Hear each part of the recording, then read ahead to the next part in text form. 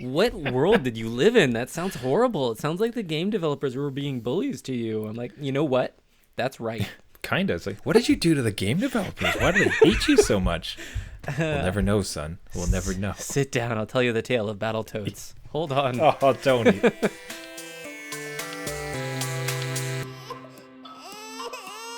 The adult beverages are poured, the kids are asleep. Welcome to New Dad Gaming, a show about fatherhood, gaming, and new fathers figuring out their gaming lives. My name is Trevor, and I have a 3-year-old and a 5-year-old. And I'm Jeff. I have a 10-year-old and an 8-year-old.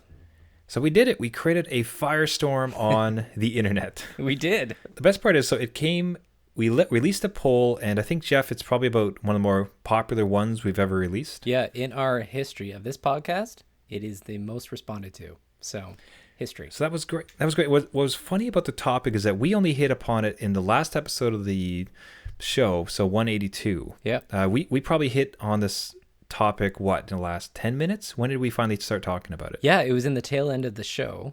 And then we decided, hey, why don't we find out what our audience thinks of it? So it's awesome. So this all comes back around to a conversation we had about Final Fantasy and the cheats that come around with it. Cheats being, you could call it cheats, you could call it quality of life improvements. That's right. I think those are better. Quality of life. Right. It's kind of a softer sell of it. But for the releases, especially when they make their way to iOS devices or mobile devices, we are talking Final Fantasy 9, Final Fantasy 7. Some case, this is the 2x speed, 4x speed, the God mode, invincible, level 99, always infinite or limit break. So this is on these re-releases, Final Fantasy, where it's taking away the grind. It's improving life. It's improving the speed. I think I captured that right. Yeah, absolutely. Those are the modes that I will most use when hitting a remaster of a game I've already played. But yes, they are quality of life improvements. Right, and the topic we hit upon it's just the idea of what is a Final Fantasy game if not a little bit of suffering? Right? If it's not the grind, if it's not throwing your controller across a room as some awful boss one hits you, what is it to beat a Final Fantasy game if you haven't put in the grind and the build and all those hours into it? Well, it's not a Final Fantasy game. I think we had that conversation. You need to struggle a little bit to really feel that story. And the fascinating thing, so the audience was not just kind of split, they were exactly split down the middle. Dead even. Yeah, 48.1% both for if your kid wants to play a Final Fantasy remaster, would you let them use cheat modes? Yes, of course. And no, they need suffering. We had other at 3.9%, but it was utterly fascinating. And what I even found a bit more interesting was the fact that the nays, the ones I would say it's totally fine to let them use cheat codes, they came out in the comments sections. They did. Which, when you read some of the replies, I actually tend to agree with them, despite the fact that I tend to be a bit more on the yes. I'd like them to just, other way around. For those who said, let them use cheats, those are the ones who said, it's not a problem, come to the comments. Yes. I would more say, no, I'd prefer them not to. But the yeses, they had some really great points, and I think it's actually something you and I would both espouse, honestly. Yeah. Let me go ahead and read a comment, for instance, from Green Rob. I don't understand this dumb mentality of making your kids suffer because you did, especially with something like Final Fantasy.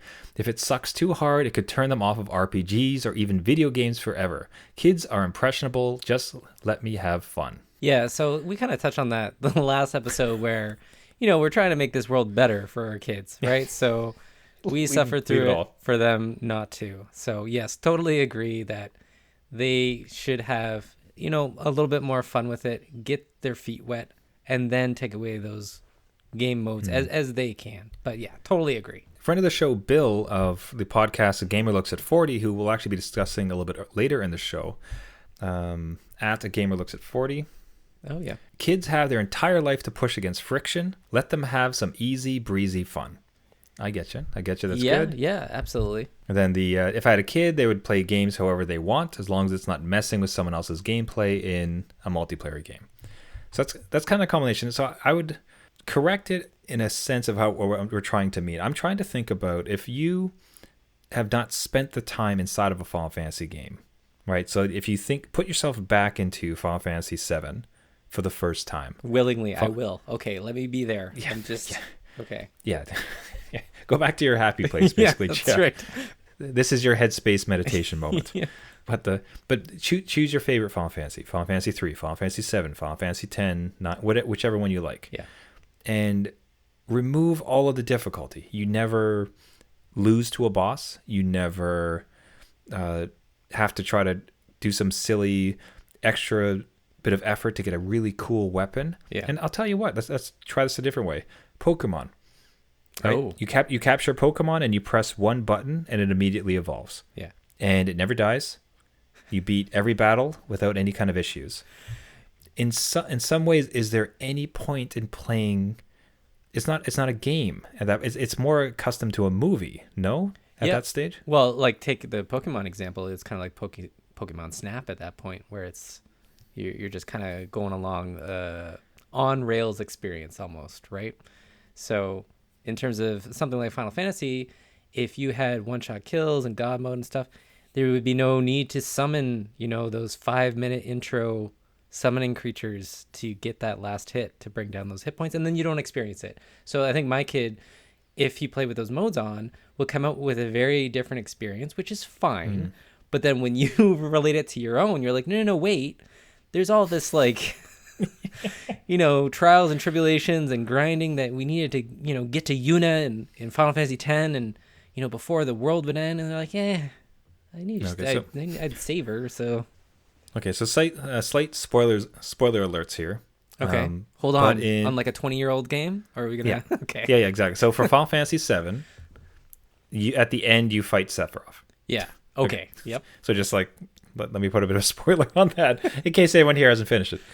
But without that struggle, like in going through that entire game, and the stories are wonderful, the locations are wonderful, like the mini games are great. So like I don't want to take away from the rest of it, but without, I don't want to say like the hours because I want them to waste weeks of their time to achieve it. But without the trials and the that passage of their rites, going through the rites of passage to get to that point, like how much more meaning does that final slash, does that final battle? Finally, I completed this game after I worked so hard to get here.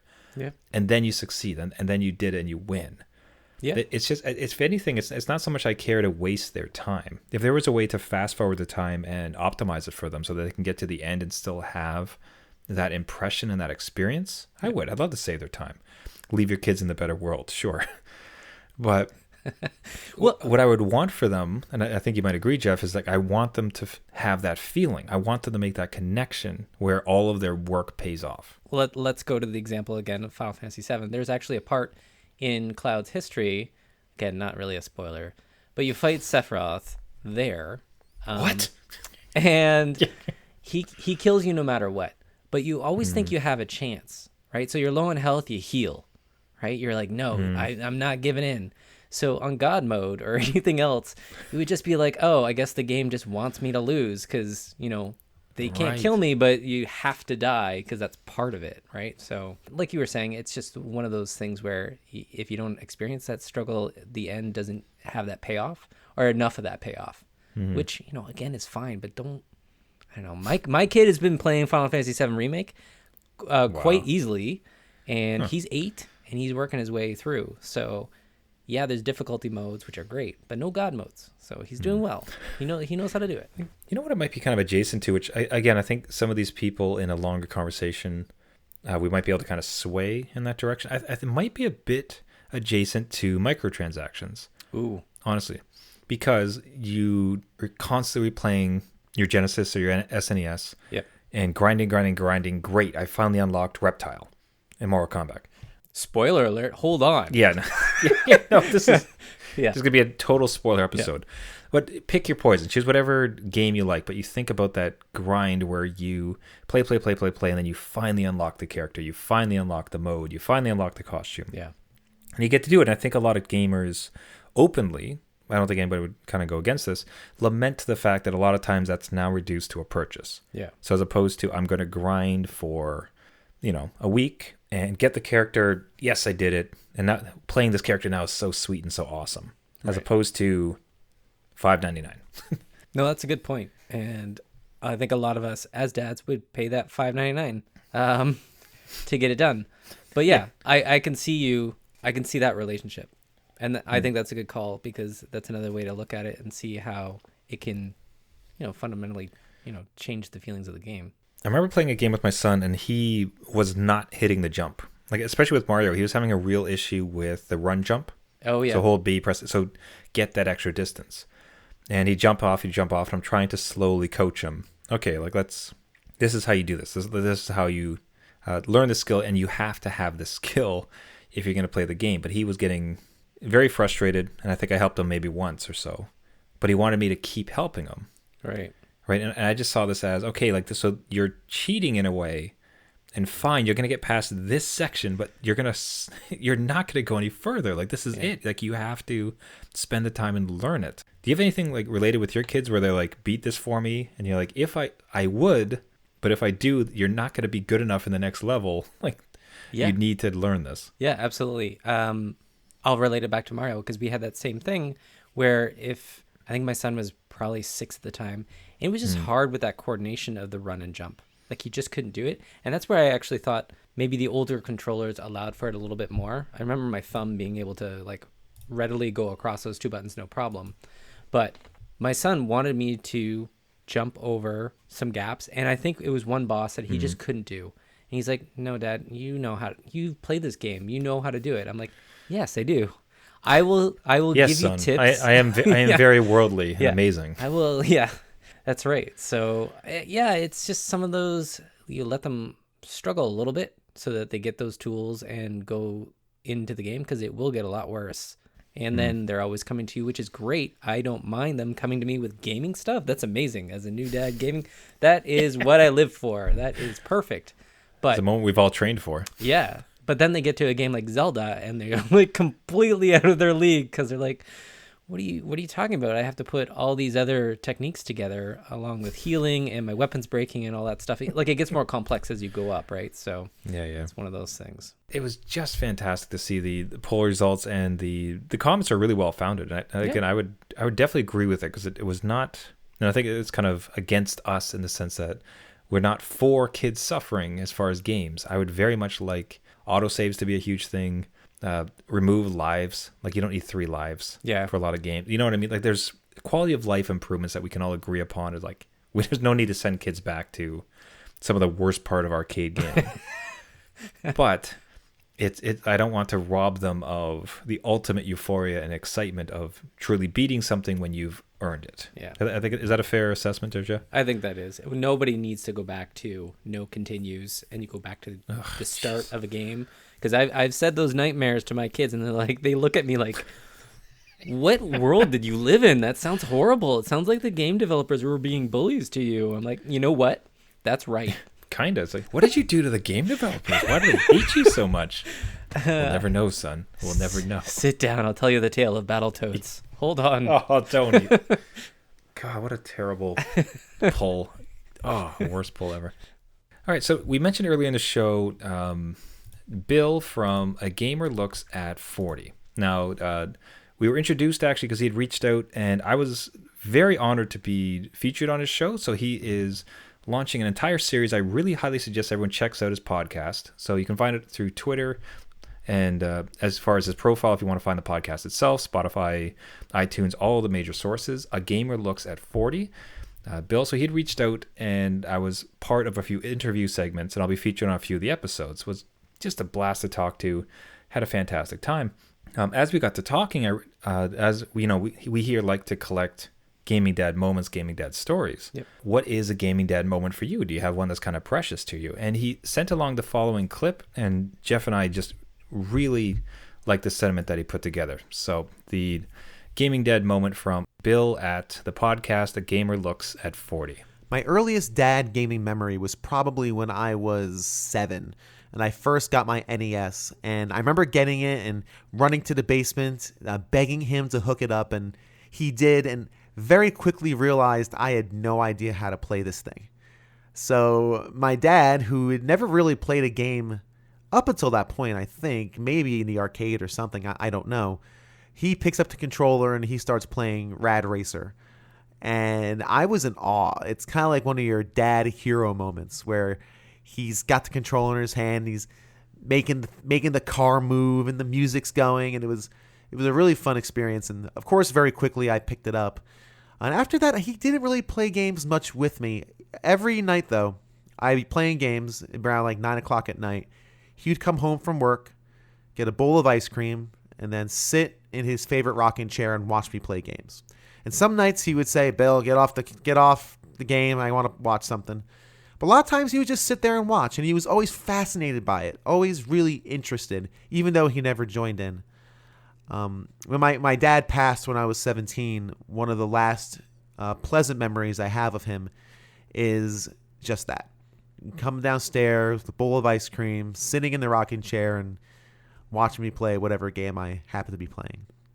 So we never had much direct connection when it came to games, but he was always in the periphery. He was always kind of in the background, which was comforting. And it was good to know he was there. Wonderful, positive experience, a positive memory for it. And I do think it's probably indicative of a lot of guys our age, like current fathers, where gaming was, I don't think it was as popular a medium, so I don't know that a lot of our fathers played. So, like, Jeff, did your dad ever play games with you? Oh, no, he wasn't. That sounds like a hard no. It was a hard no. Again, supported, what I wanted to go into, but he wasn't even there watching it. He was, he would not be in the same room. He just didn't get it. So I'm not sure if you had the same experience or. Yeah, definitely. So I think, I remember my dad bringing home an original Atari, and this is, but I think at this time though, like Atari was like on the outs. So I remember it being like a suitcase. With the system, and there's just like a bunch, like 50 games.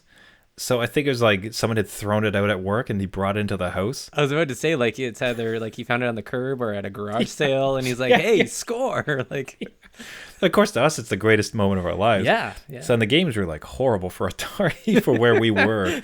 I remember we were playing blackjack. And let's call me 5 or 6. Yeah, right. Here, kid. Here, learn this card game. Let's go to the casino after. Let's hold on. Yeah, okay. I'm not going to put it on him that he was telling me to play blackjack. So I'm going to see. Hey, kid, I'm going to see if you're a savant and you can make this family some money.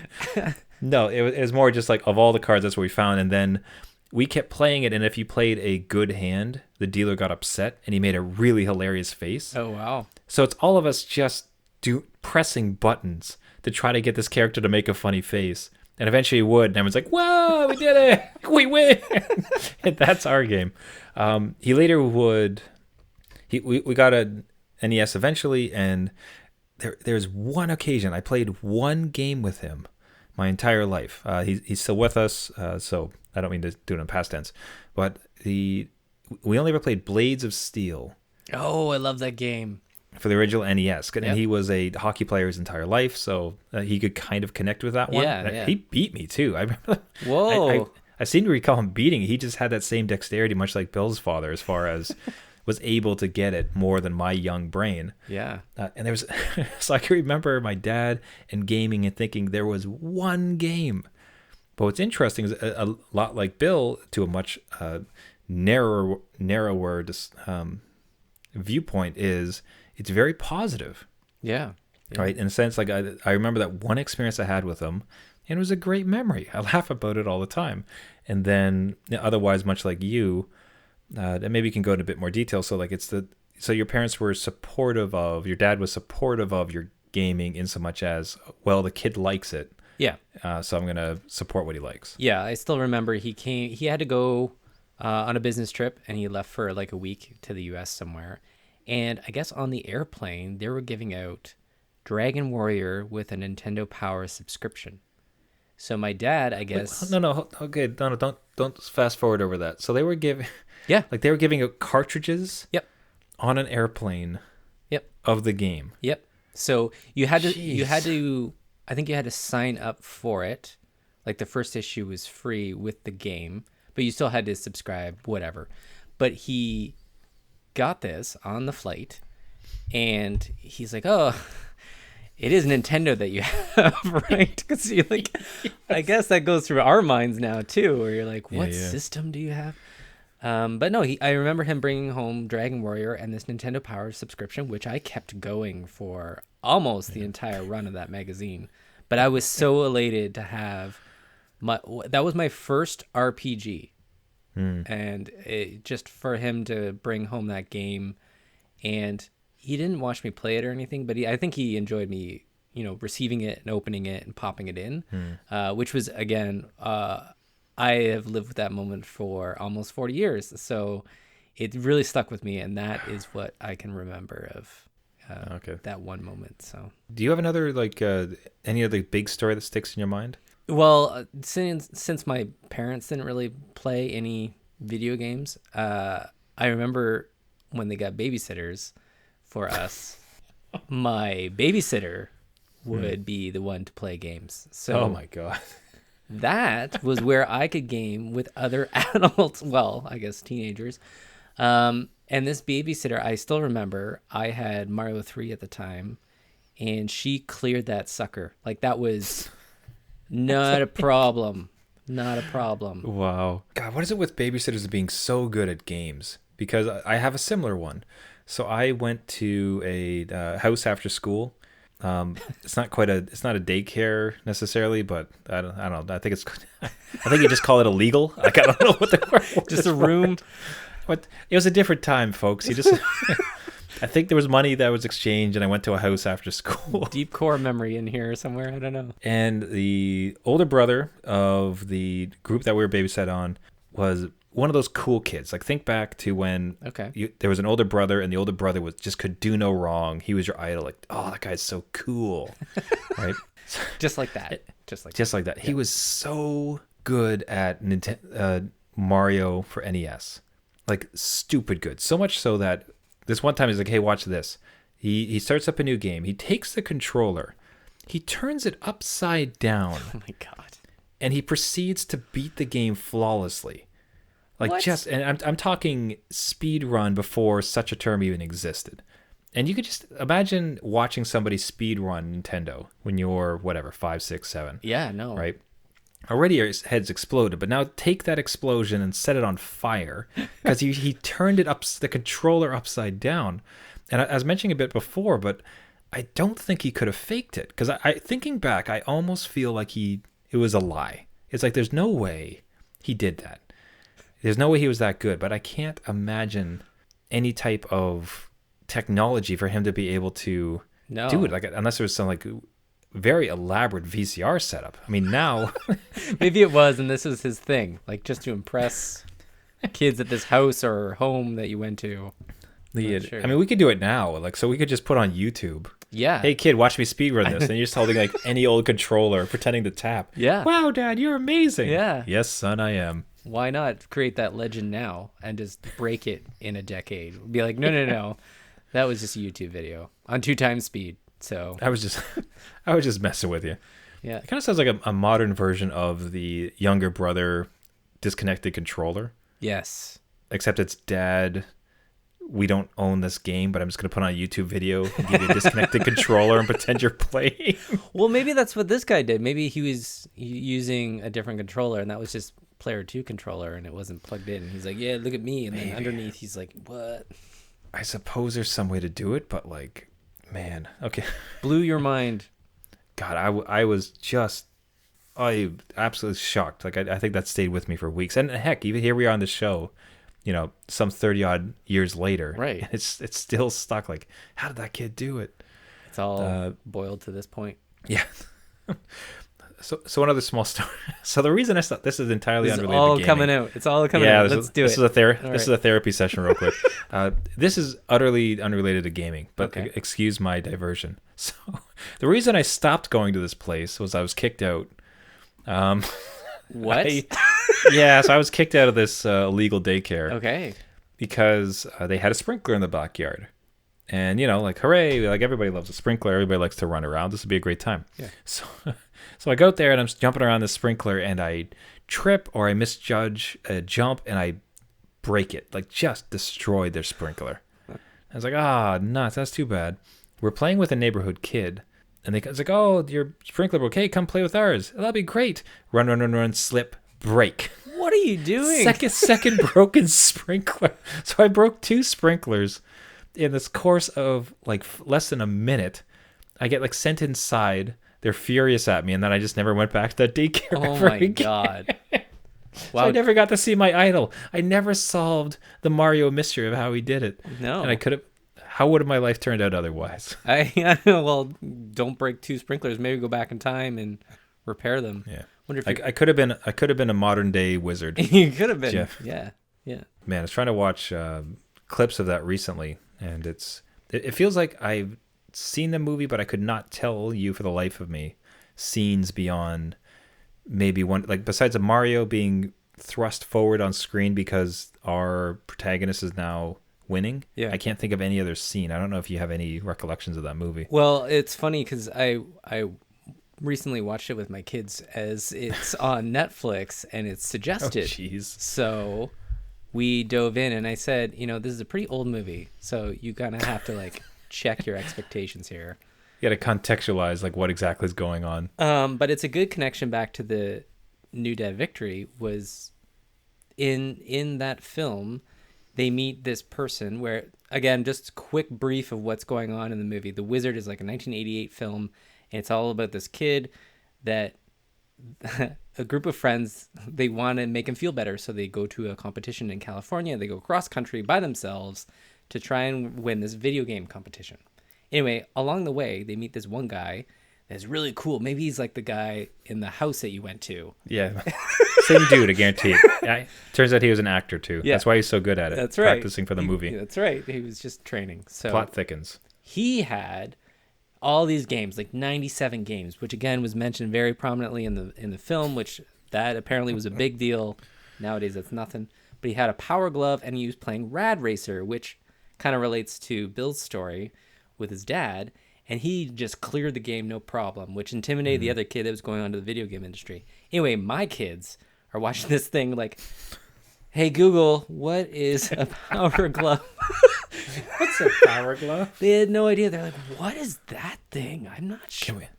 Can we get one? Yeah, they were infatuated with it. Like, why would you play on your arm? I don't get it. How would it work? And I'm like, I don't even know anybody that had one. But good story. Okay. All right. So hypothetical. Would Nintendo ever start selling the Power Glove again for the Switch? I don't know if they have to. Well, would you just make your own with like Nintendo Labo or whatever it's called? You practically could, but I'm saying Nintendo could with all the silly hardware and Labo and everything else. Yeah. Why would they not tap into that nostalgia? Just rebuild a Power Glove and sell it for $300. I mean, it's total. I mean, if Nintendo's listening, again, this is a great trademark idea from New Dads. My kid did relate it to Ring Fit. So if they have a hula hoop with a joystick or a Joy-Con in it, then I'm sure they can create some sort of glove thing. I bet it's coming out. We keep hearing rumors of the Nintendo Switch Pro. What is more pro than a Power Glove, Jeff? Maybe it's a Power Glove. Solved it. We'll call it here first. Nintendo's releasing a new Power Glove for the Switch. That's what the Pro is. We're going to market this. Ship it. Right now. Just this episode revealed the Nintendo Power Glove. Remade. Oh, great. We will end it there on a high note, and one of our classic future guesses probably going to come true. Yeah, absolutely. Power Glove in every home. Yep. Watch for Christmas 2021. Perfect end to everything else going on. Everybody, thank you so much for listening. This has been New Dad Gaming. If you'd like to get a hold of us, you can find us at our website, newdadgaming.com, as well as on Twitter and Facebook at New Dad Gaming. We'd love to hear from you. We'd love to hear a Gaming Dad story. Thank you so much from Bill from A Gamer Looks at 40. Links for that podcast and Twitter account will be inside the show notes. Please do check it out. If you have a similar story with your dad, with your kids, with a Nintendo Power Glove, we'd love to hear about it and get featured on the show. Just reach out to us on any of those socials or our website. Again, New Dad Gaming.